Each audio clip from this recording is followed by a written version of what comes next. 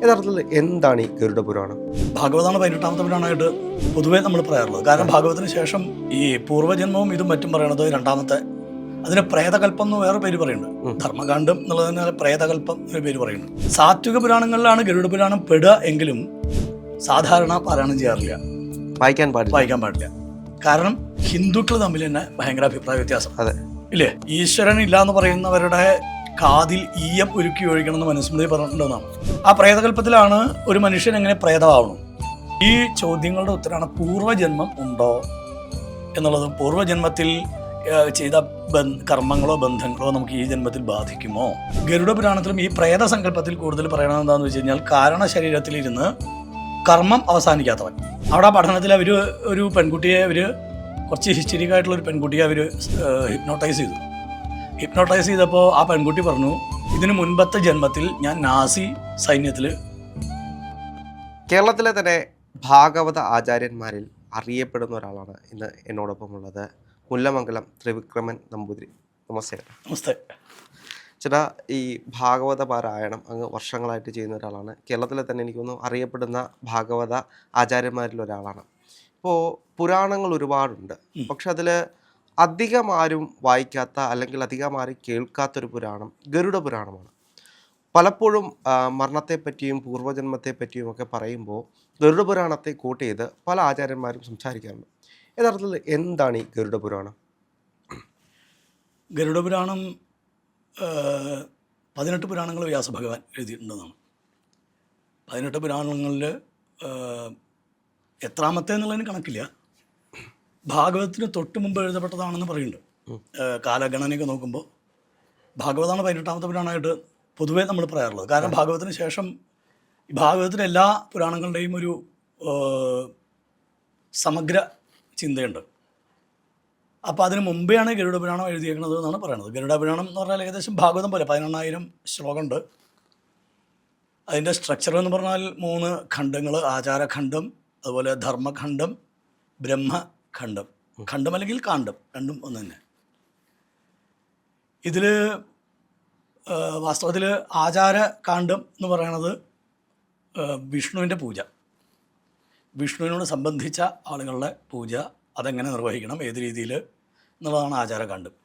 ഇപ്പോൾ ചോദ്യത്തിൽ ഈ പൂർവ്വജന്മവും ഇതും മറ്റും പറയണത് രണ്ടാമത്തെ, അതിന് പ്രേതകൽപ്പം എന്ന് വേറെ പേര് പറയുന്നുണ്ട്. ധർമ്മകാന്ഡം എന്നുള്ളതിന് പ്രേതകൽപ്പം ഒരു പേര് പറയുന്നുണ്ട്.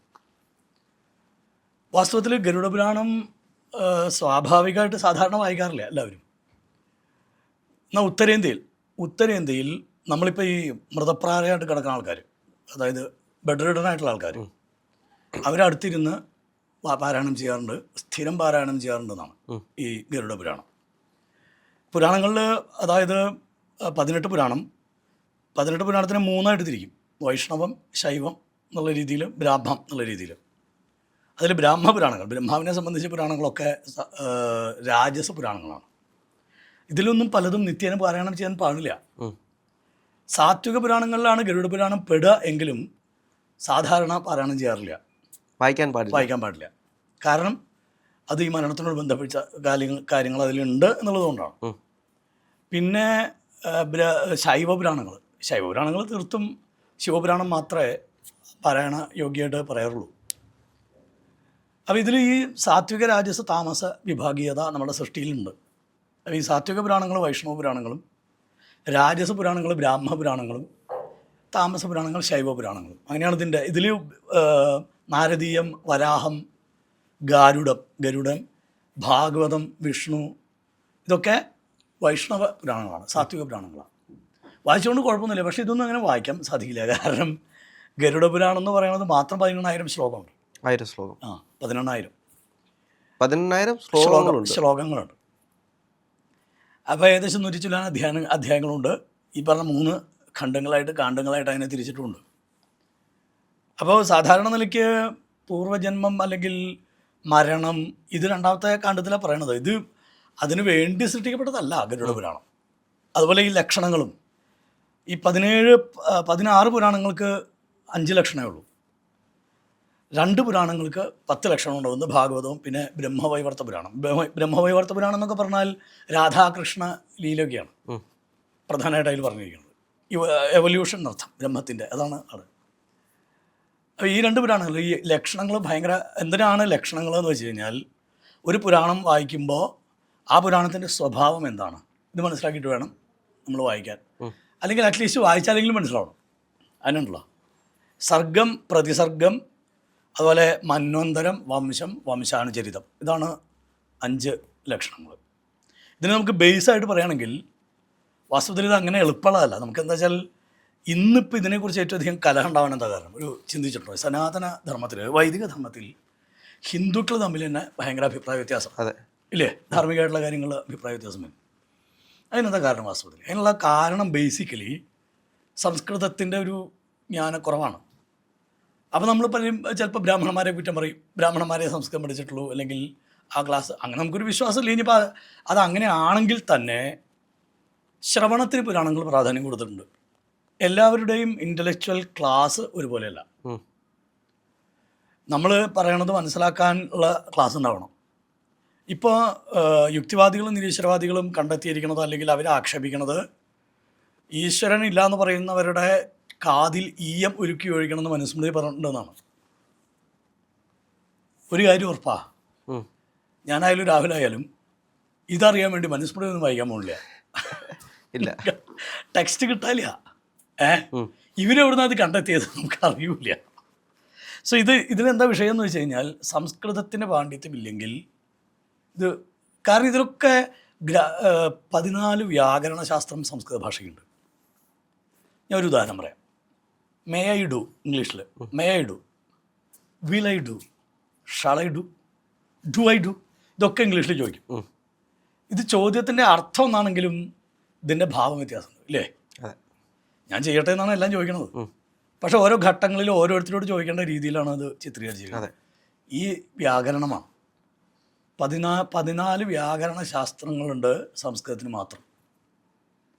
ഇതിൽ സാക്ഷാൽ ജഗദ്ഗുരു ശ്രീ ശങ്കരാചാര്യരാണ് അതിൽ 5 വ്യാകരണ ശാസ്ത്രമേ ഹൃദയസ്ഥാക്കിയിട്ടുള്ളൂ 14. പാണിനി മഹർഷി ഉടുക്കുകൂട്ടി മഹാദേവനെ സന്തോഷിപ്പിക്കുമ്പോഴാണ് ഈ വ്യാകരണ ശാസ്ത്രം ഉണ്ടാവണത്. ഗ്രാമർ ബേസ് ചെയ്ത് പഠിച്ചാലേ സംസ്കൃത ജ്ഞാനം ഉണ്ടാവുള്ളൂ. ഇനി ഇതിൽ ഹിന്ദുക്കളുടെ ഒരു ശോചനീയാവസ്ഥ എന്താണെന്നറിയോ? ഹിന്ദു സമൂഹത്തിൻ്റെ ശോചനീയാവസ്ഥ, ആചാര്യന്മാരെ അവർ ബഹുമാനിക്കുന്നു, ആചാര്യമതം അതവർ സ്വീകരിക്കുന്നു, ആചാര്യൻ എന്താണോ പറയണത് അതവർ സ്വീകരിക്കുന്നു. പക്ഷേ ആചാര്യന് വേണ്ട വിധത്തിലുള്ള ജ്ഞാനമില്ലായ്മ എന്നൊരു ക്രൈസിസ് ശരിക്കും നമ്മുടെ, അതിനും ആരെയും കുറ്റം പറയാൻ പറ്റില്ല. ഇതിൻ്റെ ഹ്യൂമങ്കസ് ആയിട്ടുള്ള ഇത്രയും വലിപ്പമുള്ള സമുദ്രം പോലെ കിടക്കുന്ന സാധനം നോക്കൂ. 18 പുരാണങ്ങൾ, 18 ഉപപുരാണങ്ങൾ, 4 വേദങ്ങൾ, 4 ഉപവേദങ്ങൾ, ഷഡ്ശാസ്ത്രങ്ങൾ, 6 വേദ അംഗങ്ങൾ, വേദാന്തങ്ങൾ എന്തൊക്കെയാണെന്ന് അറിയില്ല. ഉപനിഷത്തുകൾ 108 കണ്ടെത്തിയിട്ടുണ്ട്. ഇതൊക്കെ ആരെ പഠിക്കണത് ഒരാഴ്ച? നിങ്ങളെ എത്ര സംസ്കൃതം അറിഞ്ഞാലും. അങ്ങനെയാണ് ഭാഗവതത്തിൽ പറയേണ്ടത്. ഈ വേദങ്ങളുടെ സാരമാക്കിയിട്ട് പുരാണങ്ങൾ എഴുതി സാധാരണ ജനങ്ങൾക്ക് വേദ സാരമുണ്ട്, എസൻസ്, അത് മനസ്സിലാവാൻ വേണ്ടി പുരാണങ്ങൾ എഴുതി. അപ്പോൾ പുരാണങ്ങളുടെ ദൈർഘ്യം കൂടി. പുരാണങ്ങളുടെ ദൈർഘ്യം കൂടെ സ്കന്ദപുരാണമൊക്കെ 21 ദിവസം ഇരുന്ന് പാരായണം ചെയ്യാനുള്ള വകുപ്പുണ്ട്. സ്കന്ദപുരാണം ഏറ്റവും വലിയ പുരാണങ്ങളിലൊന്നാണ്. സോ അതിൻ്റെ വലിപ്പം കൂടിയപ്പോൾ എന്താണെന്ന് വെച്ച് കഴിഞ്ഞാൽ ആൾക്കാരെ വായന കുറഞ്ഞു. പിന്നെന്താ, പിന്നെ ഞാനൊരു പുസ്തകത്തിൽ വായിച്ചത് അതാണ് രാമായണം എന്ന് പറഞ്ഞിട്ട് നമ്മൾ പ്രഖ്യാപിക്കുകയാണ്. നമ്മൾ ആ വായിക്കുന്ന വാസ്തവത്തിൽ അതിൻ്റെ ബാക്ക് ആൻഡ് ഫോർത്ത് എത്രയുണ്ട് രാമായണം, അതിൻ്റെ പിന്നിലും മുമ്പിലുമായിട്ട്. അതെ. പക്ഷെ നമ്മളെന്താ ചെയ്യണത്? നമ്മൾ ചിലപ്പോൾ ഒരു എന്താ പറയുക ചോക്ലേറ്റ് പൊതിഞ്ഞ് കിട്ടിയതോ അരി മേടിക്കണ പേപ്പറിലോ മറ്റോ രാമായണത്തിൻ്റെ ശ്ലോകം കണ്ടിട്ടുണ്ടാവും. എന്നിട്ട് എനിക്ക് രാമായണം അറിയാം എന്ന് പറയുന്നു, അയാൾ പ്രഖ്യാപിക്കുന്നു. ഞാൻ എല്ലാവരും അങ്ങനെയാണെന്നല്ല കേട്ടോ. ഇത് നമ്മളുടെ ദോഷമല്ല, നമ്മളുടെ ദോഷവുമല്ല. ഇതിൻ്റെ വലിപ്പം കാരണം നമ്മളുടെ മെമ്മറി അവിടേക്ക് എത്തില്ല. കലികാലത്ത് മെമ്മറി കുറയും. മന്ദാഹ സുമന്ദമതയ എന്ന് ഭാഗവതത്തിൽ പ്രയോഗമുണ്ട്. ബുദ്ധിയുണ്ട്, ഈ ബുദ്ധിയുടെ വർക്കിംഗ് വളരെ സ്ലോ ആയിരിക്കും. അതാണ് കലികാലത്തിൻ്റെ കുഴപ്പം. അപ്പോൾ എന്താണെന്ന് വെച്ച് കഴിഞ്ഞാൽ ബേസിക്കലി ഇപ്പോൾ കൊറോണയ്ക്ക് ശേഷം നിങ്ങൾ നോക്കിക്കോളൂ, ലേസിയാണ് മനുഷ്യൻ, ഇൻഡിഫറൻ്റാണ്. അപ്പോൾ ആ കാരണം കൊണ്ട് ഇതൊന്നും എത്തില്ല, നമ്മൾ റീച്ച് ഔട്ട് ചെയ്യില്ല, അവിടേക്കൊന്നും നമ്മൾ എത്തിച്ചേരാൻ സാധിക്കില്ല സാധാരണ മനുഷ്യന്. അപ്പോൾ എന്താ ചെയ്യണത്? അപ്പോൾ പബ്ലിക് എന്താ ചെയ്യണത്? ഒരാൾ തരക്കേടില്ലാതെ യൂണിക്കായിട്ട് പറയുന്ന കാര്യം, അതായത് സാധാരണ സമൂഹത്തേക്കാൾ ഉയർന്ന രീതിയിൽ ചിന്തിച്ച് സംസാരിക്കുമ്പോൾ അയാളെ ആചാര്യനാക്കുന്നു, അയാൾ പറയണത് ശരിയാക്കുന്നു. ഇത് ഒരു സമൂഹത്തിൻ്റെ നിസ്സഹായതയാണ്.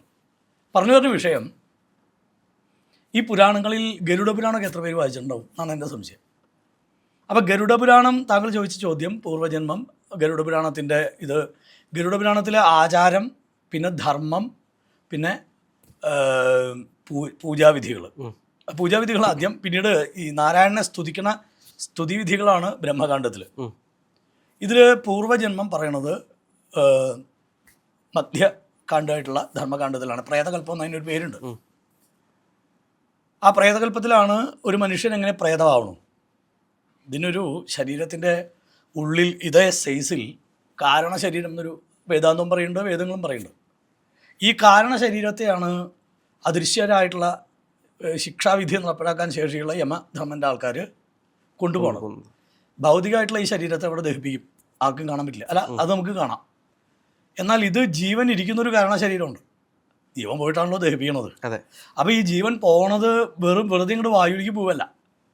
ഇതേ സൈസിലുള്ള ശരീരം, ഇതിൻ്റെ ഉള്ളിൽ അദൃശ്യമായിട്ടുള്ള സാധനമുണ്ട്, അതിലാണ് ഈ ജീവൻ ഇരിക്കുന്നത്. ആ ശരീരമാണ് യമധർമ്മൻ്റെ ആൾക്കാർ കൊണ്ടുപോകണത്. അതിൻ്റെ പിന്നത്തെ ഒരു അവസ്ഥയാണ് വാസ്തവത്തിൽ 28 നരകങ്ങൾ ഭാഗവത്തിൽ തന്നെ പറയുന്നുണ്ട്. എല്ലാ പുരാണങ്ങളിലും നരകത്തെക്കുറിച്ച് റെഫറൻസ് ഉണ്ട്. അതിനെക്കുറിച്ച് കൂടുതലായിട്ട് ശ്രീകൃഷ്ണ ഭഗവാൻ ഗരുഡന് ഉപദേശിക്കുന്നതാണ് ഗരുഡപുരാണം. അപ്പോൾ ആ ഗരുഡപുരാണത്തിൽ ശ്രീകൃഷ്ണ ഭഗവാൻ നരകത്തെക്കുറിച്ച് പറയാൻ കാരണം എന്താണെന്ന് വെച്ച് കഴിഞ്ഞാൽ 2 തരത്തിലാണ്. നിങ്ങളോട് കിണറ്റിൻ്റെ കരയിൽ ഇരിക്കരുതെന്ന് പറയുന്നത് സ്നേഹം കൊണ്ടാണ്. നിങ്ങളവിടെ ഇരുന്നുകൊണ്ട് അച്ഛനമ്മമാർക്ക് വിഷയം ഉണ്ടായിട്ടല്ല. ചിലപ്പോൾ അമ്മ വന്ന് അടിക്കുന്നു, കിണറ്റ് കരയിൽ മാറടാന്ന് പറഞ്ഞു, അമ്മയ്ക്ക് ദേഷ്യം ഉണ്ടായിട്ടല്ല. അശ്രദ്ധ മൂലം എങ്ങാനും വീണാൽ എന്നുള്ളതാണ് അമ്മയുടെ ആദി. ഇത് വേദാന്തത്തിൻ്റെ ഒരു സ്റ്റൈൽ ഇങ്ങനെയാണ്, വേദാന്തത്തിൻ്റെയും വേദങ്ങളുടെയും.